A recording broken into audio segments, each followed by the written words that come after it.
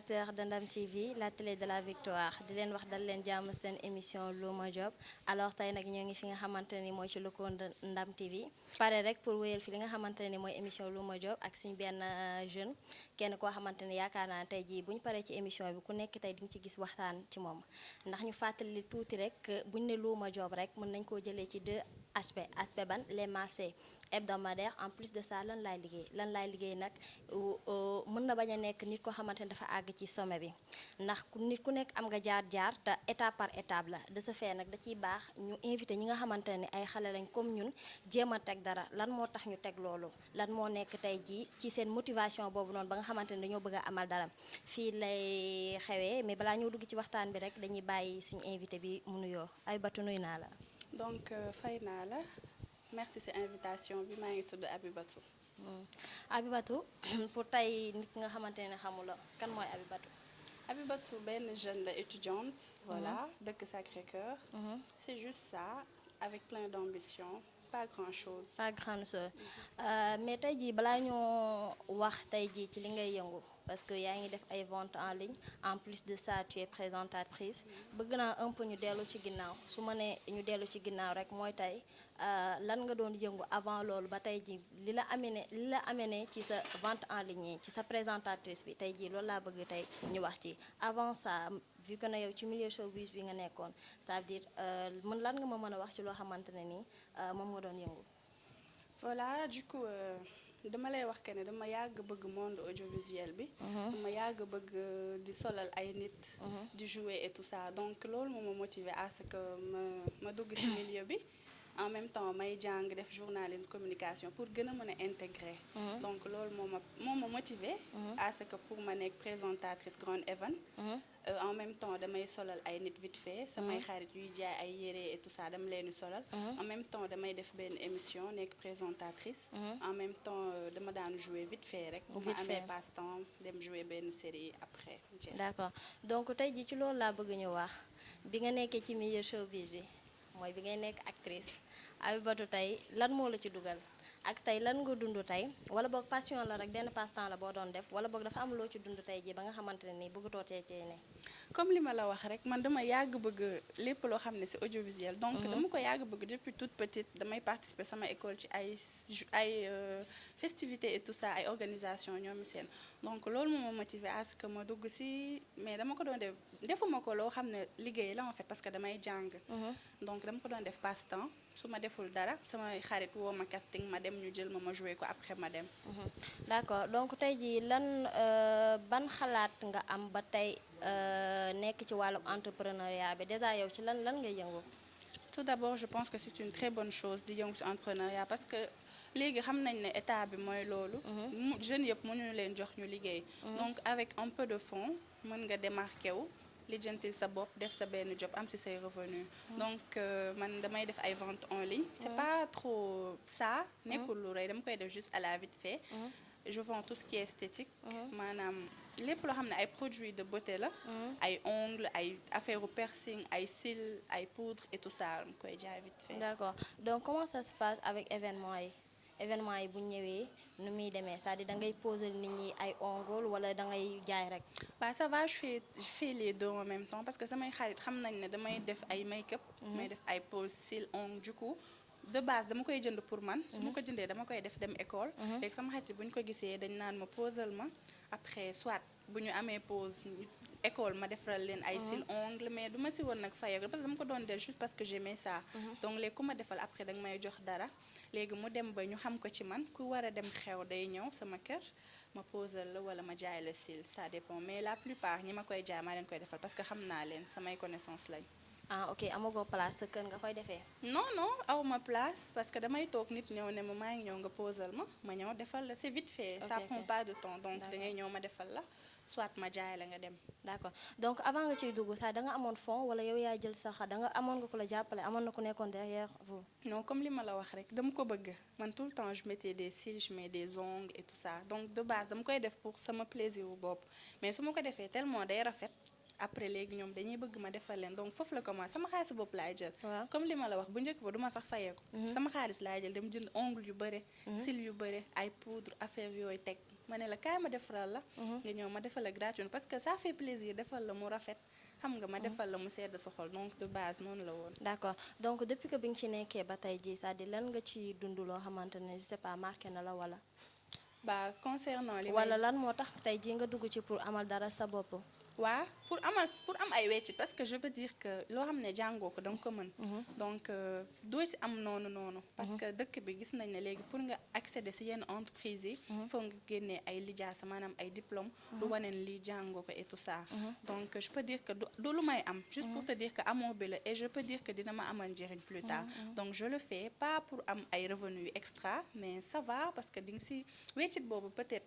au début sa xaalis nga doon jël pour jënd onglet mais je peux dire que li la nit ki di fay moom ngay jël jënd ko donc amal na le plus même su nekkee bëriwul donc amuma si lu extraordinaire wala bénéfice bu bëri mais ça va quoi c'est juste que avec comme que bëgg nga ko donc je pense pas que ne loo ci am dina la bañ a kii. d'accord donc ku ci nekk ci ñun ñu nekk xale je crois que am nga ay jaar-jaar waaw te tamit ñun ñëpp am na loo xamante ni bëgg nañ ko nga nekk ci milieu showbiz dama bëgg carrément nga wax ma derrière ça derrière tey jii lan li tax nga dugg ci entrepreneur bi nga nekkee actrice parce que dafa am tamit lu ñuy wax ci milieu showbiz bëgg naa tey jii nga waxal ñu lenn loo xamante ne nii mës nga ko ciy dugg te ça la mettre à l'aise wala tey jii loolu moo la permettre nga gën a améliorer wu d'être forte pour wutal sa bopp dara. donc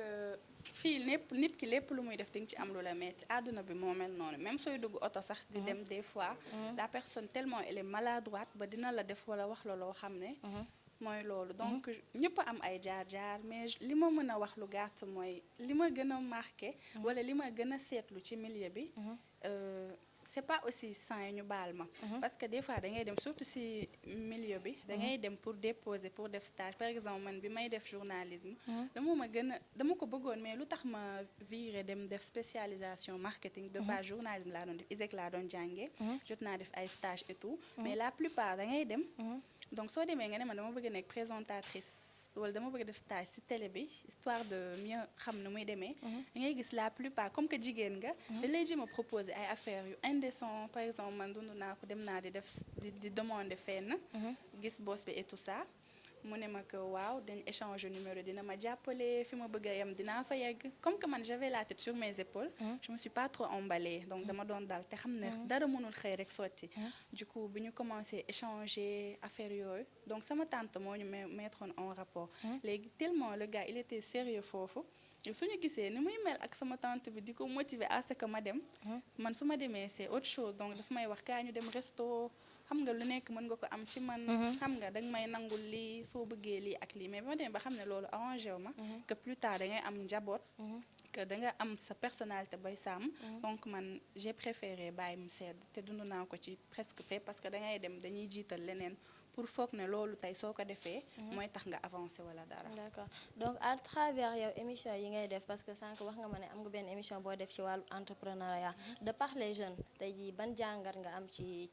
entrepreneuriat. Ouais, je trouve que c'est une bonne chose franchement comme ni ma la ko waxee sànq. fii dëkk bi dafa dëgër. ne wa Sénégal xam nañ réalité yi fi nekk. sa parent duñu mën a tout le temps naan la am même su nekkee ñi ngi def lu ñu mën ñi ngi dabu pour bañ nga ñee kenn wala nga dem fenn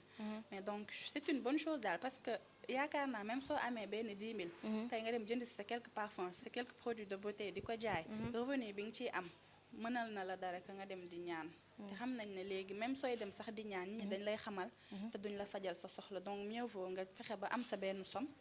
bien vrai que début bi ça va être trop difficile mais nga lijjanti sa benn somme dem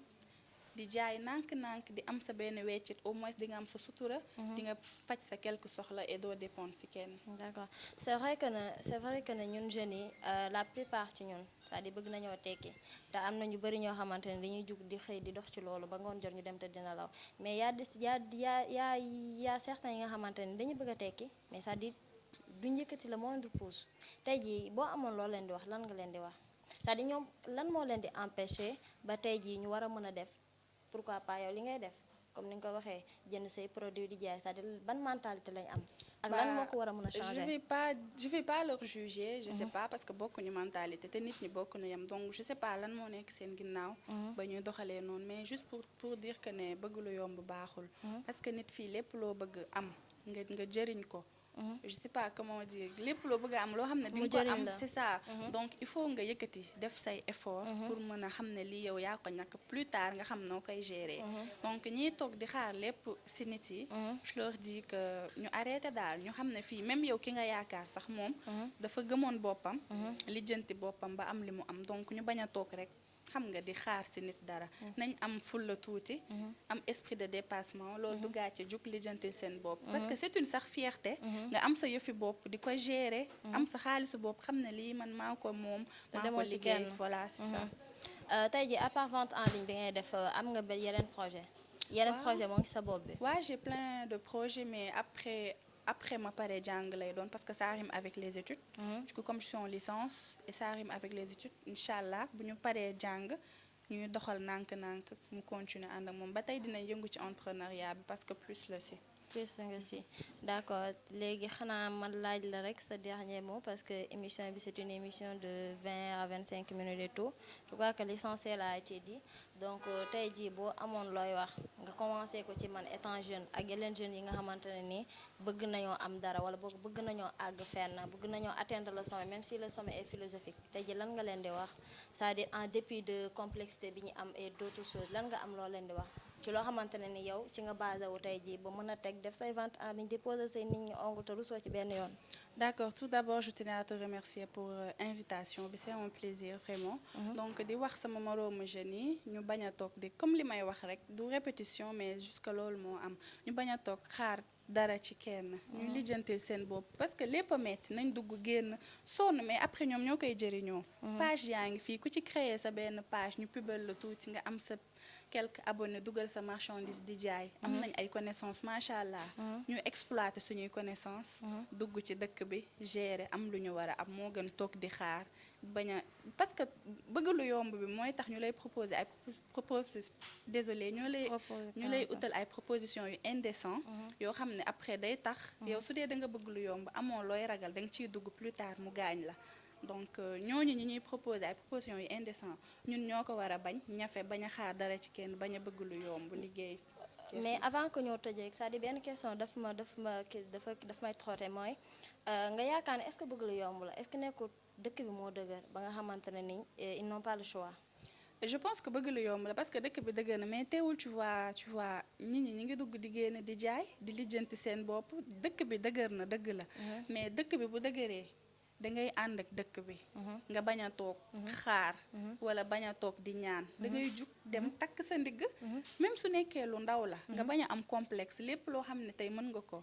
nga jël ko acquérir ko xam nga exploiter ko mu utal la dara parce que ñun ñëpp am nañ loo xam ne dañ ko judduwaale peut-être te xamuñu ko donc si loolu la ñuy jaar pour xool lan lañ mën a def pour aller de l'avant. D'accord, merci Abibatou. Alors je crois que chers téléspectateurs ñoo ko gisandoo li lañ leen di doon tey seen émission Louma Job xanaa di leen jox